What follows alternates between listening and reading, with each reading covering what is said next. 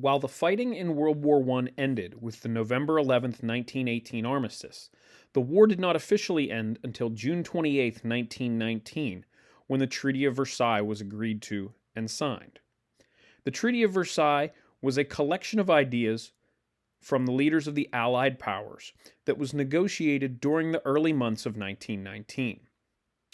The treaty was negotiated at a series of meetings known as the Paris Peace Conference, but was ultimately signed at the Palace of Versailles outside of Paris, which had been built during the late 1600s to show off the wealth and power of France and its king.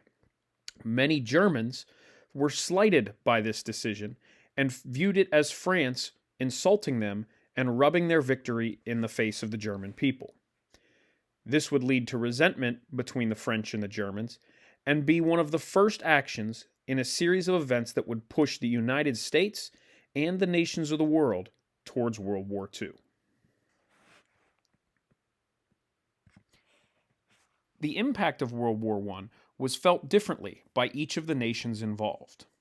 While some nations like Russia and France, displayed at the top of the chart, suffered a significant number of casualties, nations like the United States and Japan, displayed here in the middle of the chart, suffered significantly fewer casualties. These varying casualty rates were a result of where the battles were fought, how soldiers were deployed, when they were deployed, and the outcome of the battles that they fought in. On the Allied side, Russia, France, and Britain suffered more significantly than any other nation. On the Central Power side, most of the casualties were felt by Germany and Austria, who had mobilized over 18 million people to participate in the war. When looked at collectively, World War I resulted in the deaths of approximately 16 million people.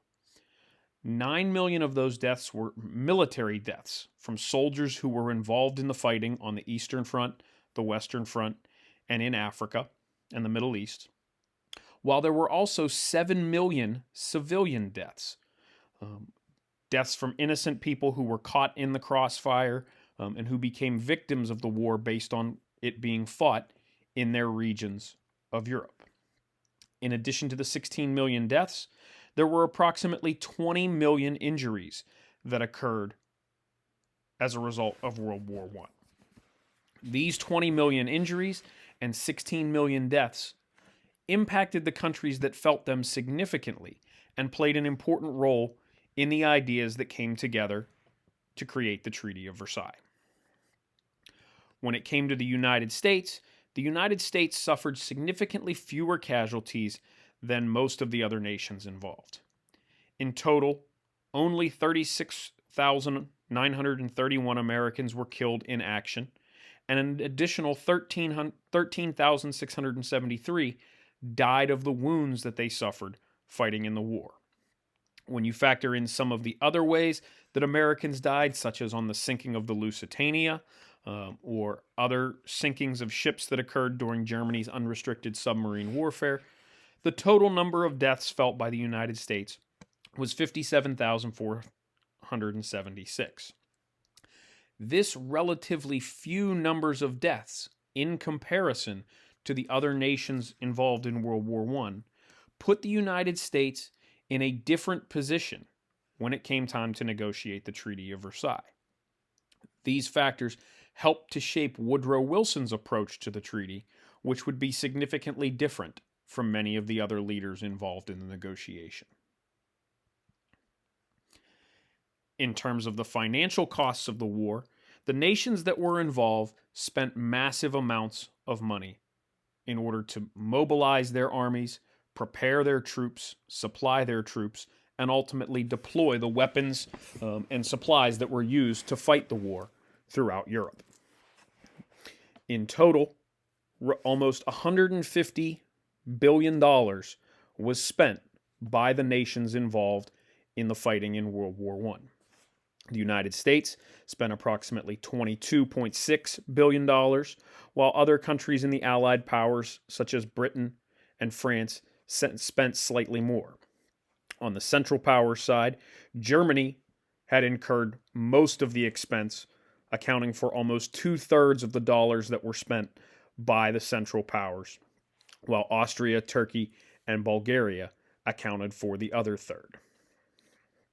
This $150 billion that was spent to fight the war was only half of the financial cost in fighting World War I.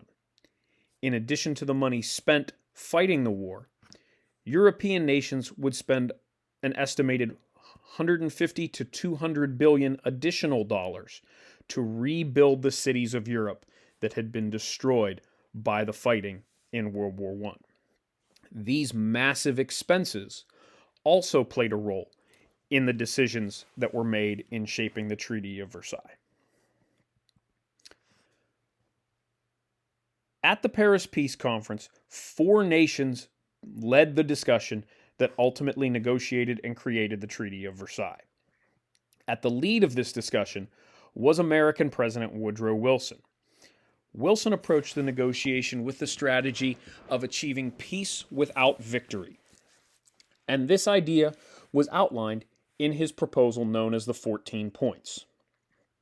In the 14 Points, Wilson was focused on preventing future conflicts or other world wars, and sought not to punish the Central Powers, but to work with them in order to limit the potential for future conflict. In his 14 points, a variety of ideas were discussed, but they can be summarized as you see in the list below. Points 1 through 5 in his 14 points were designed to prevent future wars and did not include any reparations or payments for damages in war by the Central Powers. Wilson proposed a number of changes to the map and the borders of nations in Europe, as well as the idea of independence and self-determination for many of the territories that had been overtaken by Germany during the war. Wilson hoped that creating these countries would help address the issues of nationalism that had led to World War I, and also hoped to limit the power and strength of the nations of Europe to create a balance of power so that no country could build itself up again like Germany had done leading up to the war. Lastly, Wilson proposed an international organization known as the League of Nations, where all of the countries of the world would have representatives and would work together to solve common problems. Wilson hoped that by linking the countries together, it would prevent war. While Wilson played an important role in shaping the Treaty of Versailles, the leaders of 2 other European nations, George Clemenceau of France and David Lloyd George, played a significant role as well. Due to the fact that France and England had suffered significantly more casualties than the United States and had spent significantly more money fighting the war than the United States had, Clemenceau and David Lloyd George wanted to punish Germany and hold them accountable for the events of the war. Specifically, Clemenceau wanted to weaken Germany's military so that it could not attack France and be a military threat to them, as it had been in the years leading up to the war. And David Lloyd George focused on Germany paying for the damages of the war. Due to the significant amount of money that Britain spent mobilizing its troops, as well as recovering from the destruction that had occurred as a result of Germany's strategic bombing campaigns and attacks in England, David Lloyd George wanted to have Germany pay to rebuild the areas of Europe that had been destroyed. Lastly, Clemenceau, Wilson, and David Lloyd George were joined by Italian leader Vittorio Orlando. Italy, which had initially been allies with Germany and Austria in the Triple Alliance, switched sides and joined the Allies at the beginning of the war, based on the promise that they would be given land upon an Allied victory. Vittorio Orlando focused on getting that land and expanding Italy's territory in order to make it a stronger and more powerful nation in the war. These three nations, which began looking out for their own personal interests and hoped to get benefit coming out of the Treaty of Versailles, became at odds with Woodrow Wilson and his ideas of peace without victory in the 14 points. This resulted in a treaty that left many of the member nations unhappy with the results because no one got everything that they wanted out of the treaty. In addition to this disappointment, several other countries were left out of the treaty process entirely. Russia did not play a role because it had negotiated the Treaty of Brest-Litovsk and left the war in 1917, and the Central Powers were not included at all as they were the losers of the war. This led to a significant amount of resentment between the peoples of these nations and the Allied powers. Once the treaty was negotiated, it made several important changes and had a significant impact on life for the countries of Europe. The first major change that occurred was the establishment of 9 new nations and the redrawing of the boundaries of the map of Europe. The nations of the Balkans, such as Serbia, Montenegro, and other parts of southern Austria and the northern Ottoman Empire, were combined into one nation known as Yugoslavia. The idea behind combining these countries together was that it would unite the Slavic people who lived in this region and give them a stronger, more powerful country, which would help to balance some of the other powers on the continent.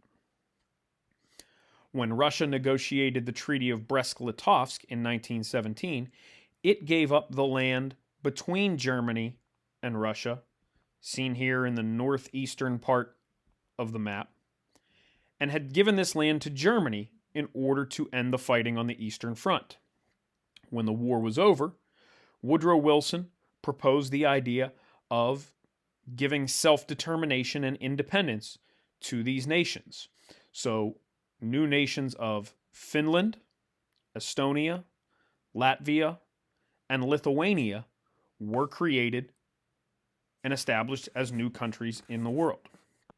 In addition, the country of Poland was created out of land that had been controlled by Russia, Germany, and Austria. Lastly, the country of Austria-Hungary was broken into 2 new nations, Austria and Hungary, and a new country known as Czechoslovakia was created in the center of Europe. The creation of these new countries served a number of purposes. First, it gave the people living in these areas independence and self-determination, allowing them to change their countries and establish new governments in ways that would benefit them. It also created a buffer between Germany, Austria, and Russia, where the Eastern Front of the war had been fought, and where these countries had been competing for land during the 1617 and 1800s. Lastly, by reducing the size of Germany and breaking up Austria-Hungary, the Treaty of Versailles took 2 of the largest and most powerful nations of Europe and significantly weakened them in comparison to the others. In addition to the changes to the map of Europe, there were a significant number of conditions placed on Germany in the Treaty of Versailles. The first of these conditions was that Germany would accept all responsibility for the war by agreeing to a war guilt clause that had been included in the treaty. While Germany had not started the war, as you recall, the war began when Serbia assassinated Austrian Archduke Franz Ferdinand, and Austria issued an ultimatum to Serbia in response to the assassination. Germany ultimately was faced with accepting guilt because of their escalation of the war into a global conflict. In addition to the war guilt clause, Germany would be forced to repay over $33 billion to the Allied powers in war reparations. This payment would become a significant burden for Germany and ultimately cause economic collapse, as we'll talk about on the next slide. Germany never did repay all of the money that was actually owed and the debt was canceled after Germany made what was determined to be its final payment in October of 2010. So over approximately 90 years, Germany was paying for the results of World War I, which had a significant impact on its economy. Because of its mobilization and the increase in its military strength leading up to the war, Germany had to agree to reduce the size of its military so that it had only a military force that was able to police its own people and defend itself in the event of attack. Germany was limited in the types of weapons that it could create and use to arm its soldiers, and was not allowed any weapons that were considered to be offensive, weapons that would be used to attack another country. They were only allowed to buy or create or arm their soldiers with defensive weapons that could be used to defend themselves from attack. Germany also gave up a significant amount of land, as we discussed, with the new nations that were created. Land they had won and claimed during the war was used to make new countries. And most of Germany's colonies overseas were given independence and self-determination as well. Lastly, Germany's government was dramatically changed after the war. Kaiser Wilhelm II, who had led Germany into and during the war, was forced to abdicate or step down as leader, and a new German government was created. Kaiser Wilhelm was supposed to be put on trial for war crimes and his role in World War I. However, he fled Germany as a refugee and made it to the Netherlands, which was the country bordering Germany, where he lived out the rest of his life before he died in 1941, because the Netherlands refused to extradite him and send him to trial with the Allies. So when we look at the conditions that were put on Germany by the Treaty of Versailles, they were severe in terms of the economic impact, in terms of Germany being blamed and held responsible for the war. And that is a significant part of what makes the Treaty of Versailles so significant, as you'll see in a minute. So, lastly, the Treaty of Versailles did create the League of Nations that Woodrow Wilson had hoped to achieve.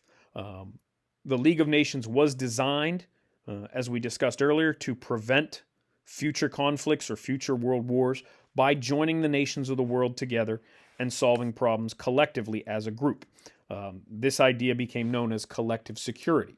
And the idea was that if nations were allies and if nations were forced to use diplomacy and negotiation leading up to a conflict, because they were involved in trade and other partnerships, then that would prevent war. Unfortunately, the United States never actually joined or ratified the Treaty of Versailles and joined the League of Nations because a number of Republicans in the American Senate were fearful of this agreement. The Republicans at that time were led by Senator Henry Cabot Lodge, and he argued that joining a group like the League of Nations would be a threat to the United States, that it would prevent us from being isolationist and focusing on our own country.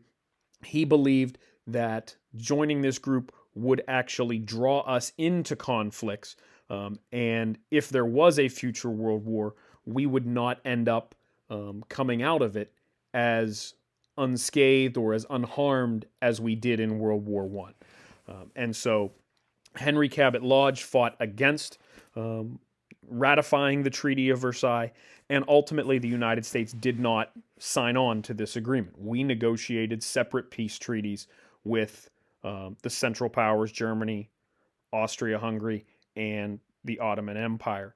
And that was kind of the failing point of the Treaty of Versailles and the League of Nations. Since the United States did not join, and since there was no international army or ability to raise money from the members of the League of Nations. So there was really no way to enforce the Treaty of Versailles without countries going to war. Since there was no way to enforce the treaty, Germany would eventually start to ignore many of the conditions that they had agreed to, and that would slowly lead to the future conflict that becomes World War II. So at the end of the day, while the Treaty of Versailles was written in a way that attempted to accomplish the goals of everyone involved, it ended up failing because several key features of the agreement, such as the League of Nations, were not followed through upon, and that led the treaty to essentially fall apart, and the nations that were involved ignoring the treaty. So when we look back on the Treaty of Versailles, it's an important part of ending the war, but it becomes even more significant when we look at the impact and how the treaty influenced the countries that were involved over the period from 1920 to 1940, when World War I is going to begin in 1939. So when we look at the impacts of the Treaty of Versailles, what we see is that the map of Europe changed significantly. New countries that had never existed before were created. These countries, in some cases, gained independence and became strong nations. In other cases, these countries would create new rivalries between national groups and nations that had not existed before. Germany was harshly punished and resented that. They felt that they were not actually responsible for the war itself and resented the war guilt clause that they were forced to agree upon. Due to the reparations that they were forced to pay, the German economy collapsed fairly quickly, and Germany as a nation started to suffer some significant financial problems. During the period from 1919 to 1922, Germany saw very rapid and significant inflation, which reduced the value of the German currency. As you can see there, in 1919, it took 48 German marks, or Deutschmarks, to purchase $1 of goods or to exchange currency for $1 American dollar. But by 1922, that number had jumped to over 7,000 Deutschmarks, equaling $1, which made the ability of the German people to buy the goods and things that they needed a lot more challenging. People in Germany started to suffer as businesses collapsed, and people were unable to buy the things that they needed to survive. And ultimately, Germany saw significant unemployment as the country went from approximately 1.4 million people being unemployed to over 2 million people being unemployed by the time the Great Depression started in 1929.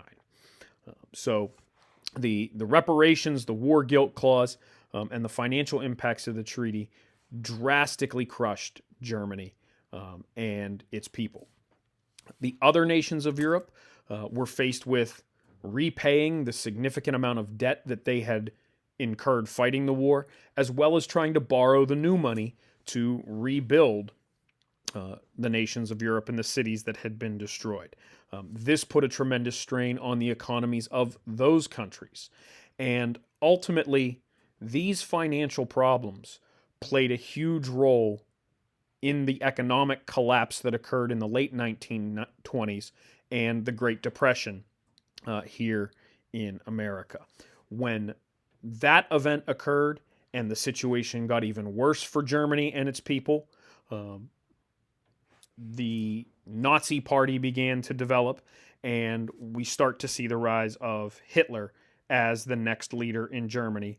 And Hitler is going to campaign and be elected by the people of Germany based on a platform of ignoring and reversing of the Treaty of Versailles and restoring Germany as one of the most powerful countries of Europe, which ultimately causes World War I. So had we approached the Treaty of Versailles differently, and taken an approach like that of Woodrow Wilson, with the idea of peace without strength, Germany may not have had the economic problems that it had. Germany may have been more united with the nations of Czechoslovakia, Austria, France, England, and the others that surround it, and World War II may not have ever taken place. So ultimately, after World War II, many of the ideas that Woodrow Wilson proposed in the League of Nations are going to be used to shape the current international organization that America is involved with, the United Nations, which plays a significant role in world affairs today.